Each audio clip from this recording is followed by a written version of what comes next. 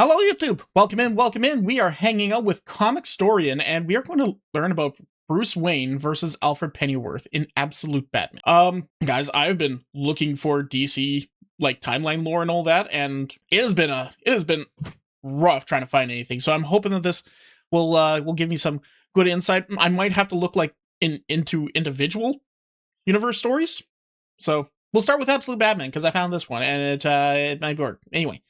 Yeah, let's just get into it. Without his mansion, money, or butler, who is the Absolute Batman? Welcome to the Comicstorian Complete Story series, where we take trade paperbacks and single issue. I mean, isn't Batman, even without the money and the tools and all that, just an extremely capable person? Also, so is Alfred the bad guy in Absolute? I've seen pictures of Bane and Joker and them being absolute monsters from this series. Is Alfred the actual BBG? Huh?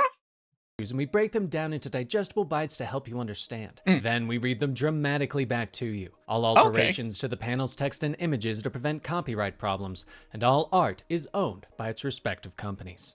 Absolute DC has begun, starting with Absolute Batman.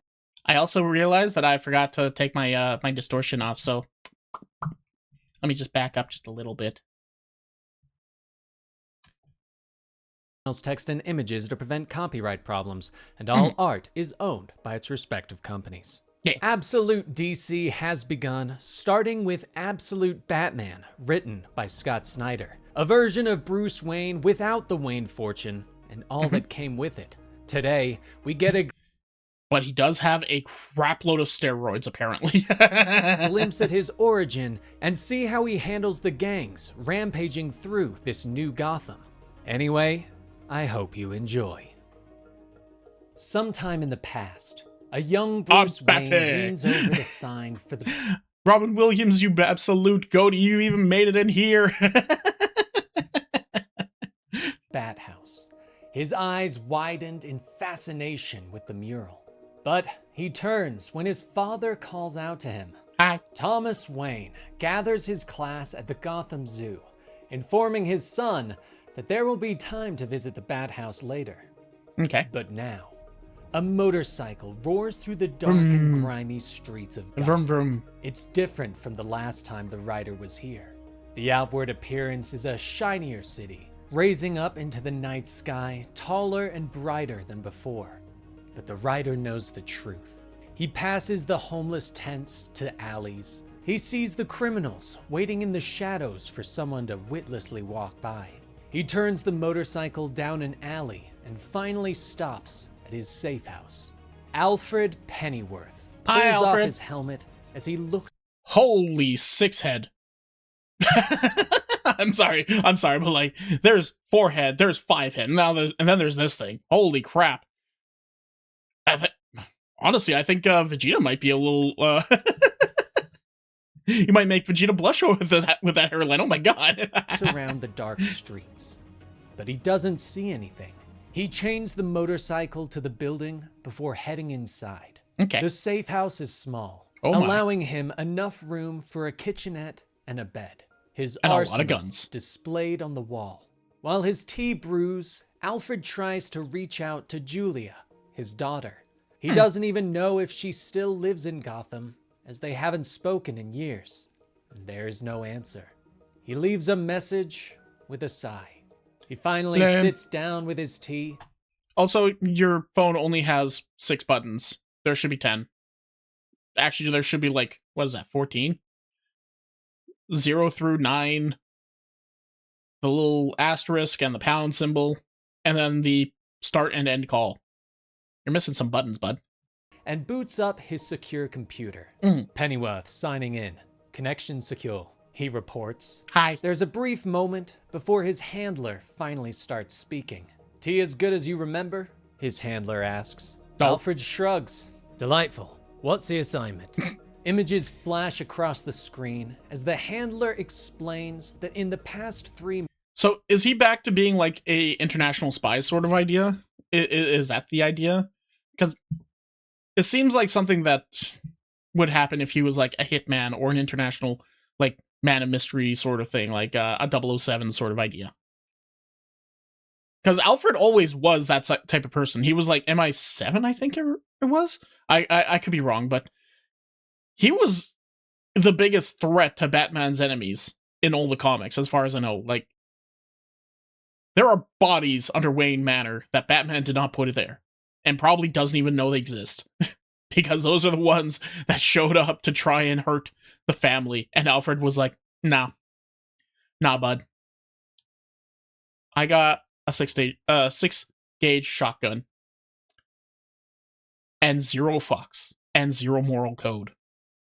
I left that shit in the war. Months, a gang known as the Party Animals have been sowing chaos across the city, raising the murder rate in Gotham by 700% on their own. Alfred sighs as he hears the reasoning. I read the docket, but can I ask why you pulled me out of Singapore? I was this close to the target I've been chasing for months, he says. You're needed there. Your assignment is strictly surveillance. Gather information.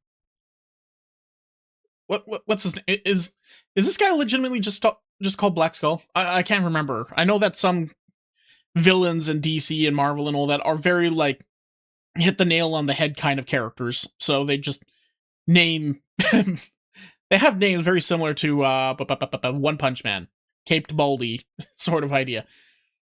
Is this just Black Skull? I know of him. He's just like a mobster that wears a weird skull. Don't know the story behind it. But it looks like a primate skull. On the Party Animals, but do not engage, his handler orders. There is a momentary pause before they continue. One note, there might be another player in town. We've only caught glimpses, but he seems to be circling the gang as well. If he gets close, you have authorization to engage him. The handler orders before signing off. Alfred sighs in the quiet safe house. He finishes his tea before picking up his pistol and jacket and heading back out into the night.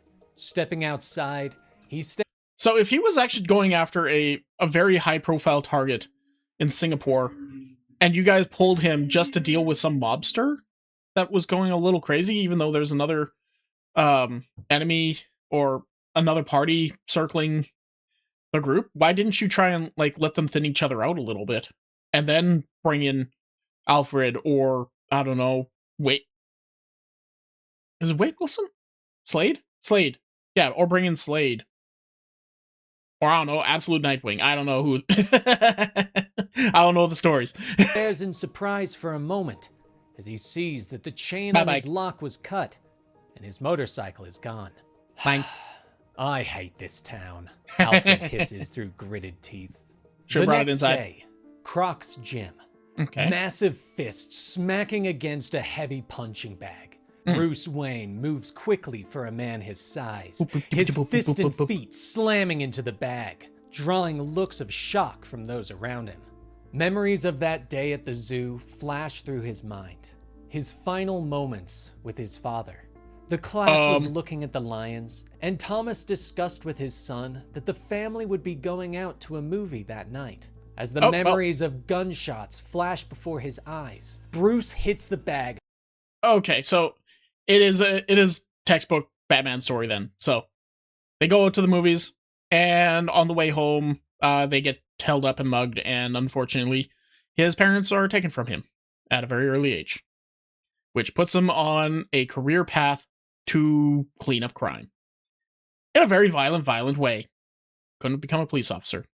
Hard enough to break through the canvas, sending sand everywhere. Yay! Really? Waylon asks as he walks over, cradling a crocodile. Bruce sighs and stares at the mess. Sorry, Waylon, he whispers. The gym owner shakes his head and smiles a little. So, okay, let's make it. So Bat and Croc are friends in this one, and he's just like a lizard enthusiast. Okay. While also, being a bodybuilder. So hence the reason why Bruce is in such good fit. Okay, interesting. I have a bad feeling for you, bud. Get 90 for the bag and 30 for the sand, he says. The sand comes in the bag, Bruce points out as he takes off his equipment and grabs his gym bag. Yeah. For the cleanup of the... Yeah. The sand comes in the bag, but also, like, the bag is $120. Also, we need to clean this shit up. Yeah, that's right. The sand, my friend. My time is costly these days, Fair. Waylon says as he pets his croc. Bruce can't believe his friend is going through with his exotic pet scheme and points out that having Ozzy help him out with the logistics isn't a great idea. He's gonna... Is that, Oswald Cobblepot? Penguin? Right? Yeah, it would be, Cobblepot, Penguin. Okay, so interesting little dynamic. So he's friends with a bunch of the classic villains of the Batman universe. Get you busted any day now, Bruce says as he pulls on his jacket. Bruce heads towards the door, with Waylon asking if he's coming to poker this week. Everyone's in this week. Eddie, Harvey, Oz. I even think Selena might, Waylon says. But Bruce shakes his head. At least tell me you're going to the town hall meeting tonight, Waylon presses. But Bruce once again shuts him down and heads towards the door. The whole city's coming apart. These party animals are destroying everything, Waylon shouts for him. I gotta go, Bruce calls over his shoulder, promising to pay for the bag. Waylon watches his friend leave. This is our home, man. Someone's gotta do something, Waylon sighs. Which is He what he's doing. turns and looks at a picture of the old neighborhood friends. That night, aboard the yacht of Roman Sionis, Don Maroney and Don Falcone sit across from the masked crime lord at an overstuffed dining table. Nearby, a masked child and woman. I like that duck. That looks like a fun duck. Also, that lady's naked. I think that lady's naked under the water. Sit in the pool, while a masked DJ plays music nearby. Maroney leans across the table, pointing at Roman with his cigar. Well, rumor is, these party animal pieces of shit are your guys, Maroney snaps, reminding Roman that there are rules in Gotham. Falcone nods, explaining that Roman needs to take his gang and leave Gotham by dawn, or they're all dead. The woman gets out of the pool, putting on a robe and joining them at the table. Baby, show them the masks, she says as she sits down. The child joined them with a towel wrapped around his shoulder. Why does he look like the, why does the kid kind of look like those, the colorful people from Star Wars?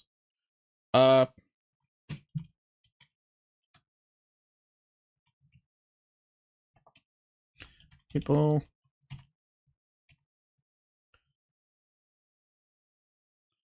The Twi'lek. Why does it kind of look like a Twi'lek right now? Into, I think. Okay. Oh.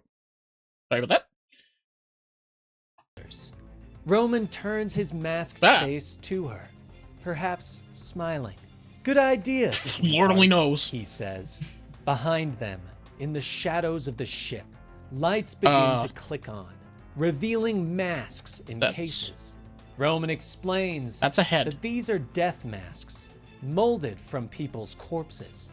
As more lights flick on, Maroney's eyes widen as he sees the face of his brother. The lights continue to click on as Roman shows both Maroney and Falcone the faces of all their lieutenants and family members in the mob. Roman sits and pours himself. I think somebody else is in charge now, just as a heads up. A glass of champagne.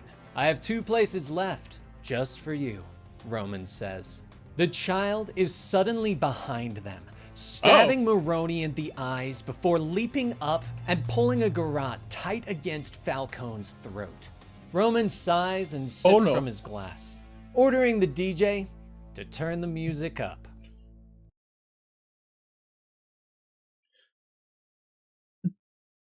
In the Batman universe, everybody is like a violent sociopathic monster. So I'm not surprised at all, but like it's still kind of impressive. The next day, the party animals continue their reign of chaos throughout the city. But as night falls, someone prepares to fight back.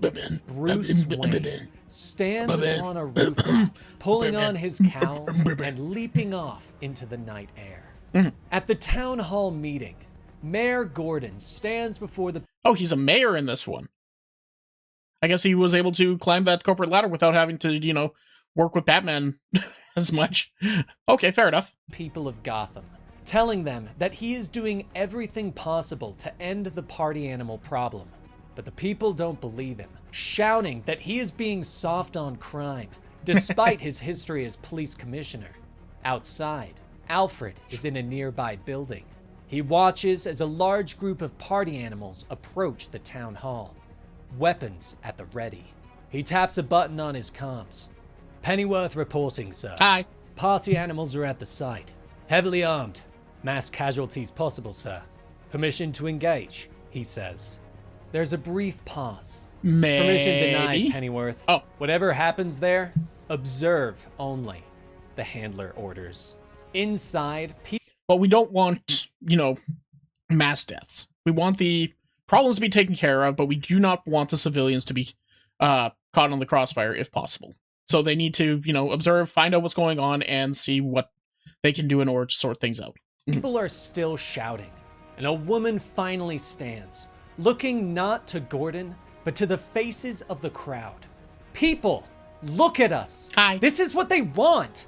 All of us are fighting, scared, blaming course. each other, she says. She points to Gordon. Wow, it's almost like that's exactly how politics work. Both sides doing this he said, she said bullshit and giving a whole bunch of, they're doing bad, we're doing okay, we're doing fine, things are great, they're doing bad, and nobody getting fucking anywhere, because that's basically what they want, for people to just get outraged that their side is wrong and the opposing side is, in charge. Explaining that she works with the mayor's office and she trusts him to solve this problem. But it's not just up to him or Commissioner Bullock. It's up to all of us to stop these killers. His name is Commissioner Balls. To come together, she says. Suddenly, the doors creak open and a grenade bounces into the room. Granada! The flashbang detonates and everyone screams in fear as Flash Granada! they hit the ground. The doors burst open and their masks are goofy. They don't even look human. They have to be like a monkey mask or something like that, or some sort of primate. masked criminals charge in, automatic weapons raised. But Gordon stands tall on the stage. Up here! Look at me! Whatever you want, deal with me, he shouts. The lead party animal nods and aims his rifle. Bye, Jimmy, he calls. You got it, bud. And fires off a burst. The rounds chew through the podium, and Gordon hits the ground, grunting with pain. The leader orders his men to fire, but something grabs them and pulls them outside, and the doors slam They're coming with me, shut boys. behind them. Officer Barbara Gordon charges forward and pulls the door open. Her pistol is ready, but she stops short as a masked man stares at her. Whatever Hi. you hear, you do not open this door, Batman growls. Nearby, Don't open the door. It will be a very time. Don't open the door. I'm a bad. Alfred watches with interest, ignoring his orders to engage with a vigilante. He watches as Batman drops smoke pellets, obscuring himself from the small army of the gang. Gunfire rattles in front of the city hall, but the Batman moves quickly through the smoke, lashing out with punches and kicks to knock the gang members aside. Wait, is he actually using his cloak as blades? Is his cloak actually, weaponized in some way, shape, or form? Because I know that in a lot of comics, Batman has, wires and such built into his cape to be able to hang glide, essentially. Basically, turning his suit into a squirrel suit at will. Does he have something similar to that, but they're blades? Died, His cape seems to harden as he twirls, Yep. using it as a weapon. The first group is down, but the second charges forward. Hi, guys. Alfred watches as Batman He pulls his ears off. He's pulling his reaches ears up off. and pulls the ears off of his cowl. Okay. Revealing blades. He whirls through the crowd, slashing and cutting. Alfred isn't. Is Absolute Batman actually okay with murder? Because if so, I don't know if I like that. Because once again, that is a key fundamental part of Batman's character, is to not murder, to let the justice system take its toll and do its thing. Brutalize the attackers and the aggressors, sure, but he'll never kill them. They're just not going to have a very good life. Impressed. Batman's knife work is exact. He cuts where he knows to do damage, but not kill his opponents. Hey! An idealist. Bloody hell. God damn it, he's an idealist. He has morals, god damn it. Alfred sighs as he watches through his scope. Only a few of the party animals remain, and a large one steps forward, brandishing a meat cleaver.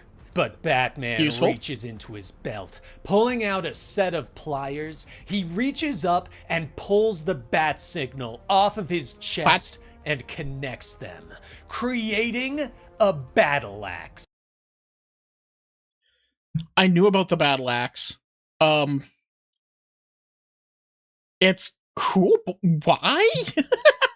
And it can't be very useful. Like, I guess he probably has a very, broad chest. And then, actually, if it's strong enough to cut, that means it's probably strong enough to, deflect bullets and that sort of thing. So maybe it's, defensive and offensive, but you lose a lot of your defense when you take it off. I don't know. The large party though. animal charges forward with a bellow of rage, but Batman whirls and cuts the hand from the gang member's body. The criminal looks down in shock, clutching at the stump where his hand used to be.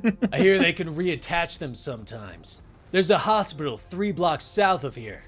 Or is it east? I forget. I'd run if I were you. Batman growls as he looks at the remaining criminals. The hospitals is to the east or the south. Pick one. It's opening. They might be able to get it back. Sure. They all suddenly turn and run, Fuck rushing this down shit, the I'm steps out. of the city hall to escape. On the rooftop, Alfred nods. Well done. But if he were a true tactician, he'd have set a trap for those fleeing. Alfred About that. thinks to himself, but he watches as Batman pulls out a detonator and blows up the street as the party animals reach it. Smoke fills the scene. Alfred pulls out his shotgun and descends upon the carnage. Moving silently through the smoke, he comes up behind Okay, Batman straight up has no fucks to give. Okay, that's a problem. That might be a problem. Batman and aims his weapon. The high-tech shotgun begins to whirl to life. That is the sound of a DC-34 automatic shotgun, son. Okay. There are only 3 of them in the world. It could blow Fantastic. your brains all over this sidewalk before you even blink. Alfred hisses, but Batman moves Don't need to blink in order to kick your ass. fast, whirling and kicking the old man in the stomach. He snatches the shotgun away. Sounds dangerous. Batman growls before leaping up and away. Alfred leaps to his feet, but is shocked to find the vigilante has disappeared. But the fight isn't over. Later, dink. Okay, interesting. Okay, he's morally gray, so he won't aim to kill, but then he also has no problem blowing a whole bunch of people up. People who are looking to escape the scene, specifically. Which, once again, maybe it was more like a concussive blast. Maybe they're okay. I don't know. But worried about their safety. Alfred spends the next several days tracking the vigilante, putting all of his skills to use in discovering that it is Bruce Wayne. Wait, what? He follows the young man as he moves around the city and learns all he can. So he just instantly figured it out? Okay. How? Him. Bruce Wayne grew up in Crime Alley. His mother is a social worker, his father a teacher. Bruce was smart, excelled in school, but his life truly began when his class took a trip to the Gotham Zoo. There was a shooter. Thomas Wayne had hidden the children in the Bat House, shutting the door behind them before turning to confront the shooter. Bruce had called out to his father before they were locked in the dark. For a time, Bruce had lashed out at the world, but then Understandable. he turned his life around, went to college, varying his studies, mechanics, chemistry, criminal psychology, military theory, socio-cultural history, preparing himself. Finally, he returned home and went to work for the city. Okay. Now, Alfred watches as Bruce walks through his old neighborhood, finally arriving at his destination. Alfred watches as Bruce stares up at a woman sitting on her front step. The woman smiles at Bruce. Hi. Seriously? Making your poor mother wait an hour out here on the cold, hard streets of Gotham? Mother? Martha Wayne asks. Wait. Bruce His mom's still alive? Oh. helps her up and puts an arm around his mother's shoulder. Sorry, Mom. I just swung by the zoo. I heard what happened at the town hall last night. Are you okay? He asks as he leads her inside. Alfred watches from across the street. He sighs. He doesn't want to take the kid in front of his mother. Later, Bruce sits in one Valid, because then shit just starts escalating from that point. You've got time. of his many belfries, the penthouse of the richest buildings in Gotham, a place that is rented but never occupied. He taps a button on his computer setup. There's more to these ape skull masks than first appears. Oh, they are aren't monkey just masks. for protection or intimidation. When I cracked one open, the circuitry inside, Bruce says into a recorder, but there is a sound behind him and he taps the button to cut the feed. Alfred is moving through the shadows, his pistol at the ready. He knows Bruce is aware of his entrance. Pretty smart, Nate, hiding out in the tops of these buildings. Okay. All the top floors are owned by companies and oligarchs who never use them, just hollow investments. You know this because you worked for them, Alfred calls. Yeah. He steps around the corner, pistol up and at the ready. But I'm closing you down right now, Alfred snaps. But Batman is standing behind. Sup, Dink? I got your gun. Remember how you explained your gun earlier? How it's only like one of 3 in the world? And how before you can even blink, it's going to turn you into a fine red paste? I got it. him, stolen shotgun at the ready. He racks around and raises the weapon. Alfred cocks an eyebrow at him.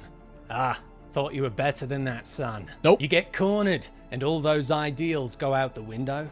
Alfred asks. He lowers his weapon and holds out his hand. Give me the gun, kid. You're no killer, Alfred orders. You literally saw him blow up an entire street with people on it. I'm pretty sure he's okay to kill. But Batman fires. The blast takes Alfred in the face and knocks him to the ground. He grits his teeth through the pain. Ugh, the damn kid converted the shotgun to non-lethal, he hisses. He looks up at the sound It's not gonna kill you, but it's gonna hurt like a motherfucker. of Okay. a revving motor, and Batman suddenly screeches by on Alfred's stolen bike. Bye-bye. You're not the only one who follows people. Batman growls at him before roaring forward and leaping out of the building, shattering the window and sailing off into the night. Alfred watches him. He loaded with a bunch of batarangs. Okay. He still has money. And he still has way too much time on his hands. Blood leaking from the tiny batarangs sticking in his face. Yeah. Where the hell is he going to land? Alfred hisses. Somewhere. Later, Alfred sits in his safe house in front of his computer, his face bandaged up. I'll get him next time he interferes, he reports. Understood. Just stay focused on the party animals, the handler orders. There's another pause before the handler continues. Oh, thought you'd want to know. Your old target. We lost him somewhere in the Philippines. He's in the wind, the handler says. God damn it!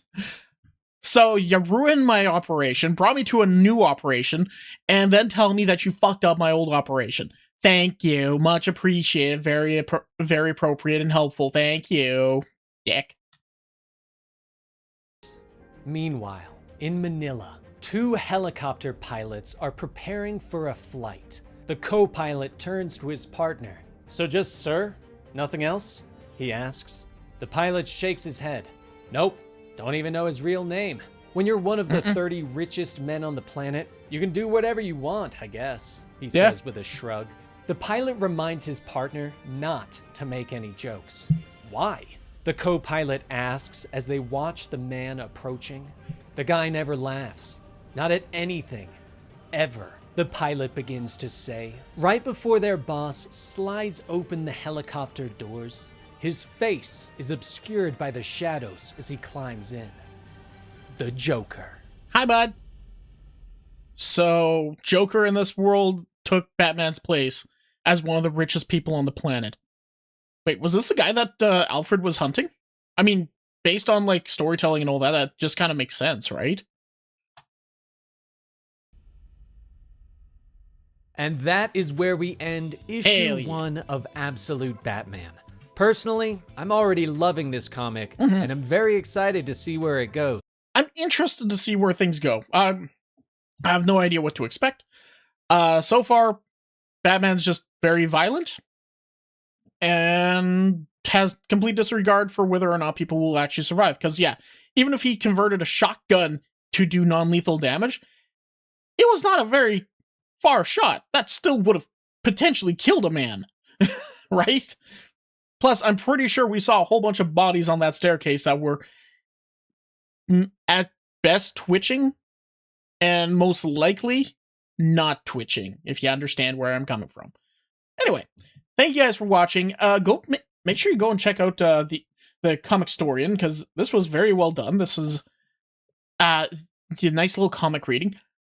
Out of all the DC heroes, I think I like Batman probably the most, mainly because I do very much agree with his ideals, even if the rest of the world doesn't seem to work with his ideal, so to speak. I'll probably get into that a little bit more in a future video, but I like that he doesn't want to kill. He wants the justice system to take its course. Unfortunately, this justice system is broken, and that's part of the whole problem to deal with. But either way, thank you guys for watching. We will leave a like, share, subscribe, all that fun stuff, and we'll get to going on the next one, hopefully. Anyway, bye. Wah! Hey, did you enjoy that? Was it funny? Well, come and check it out live over on twitch.tv/freeform_art. Make sure you put the _art. We have lots of fun there. We enjoy ourselves, and we want to see you over there. So come on and hang out. See you in a bit.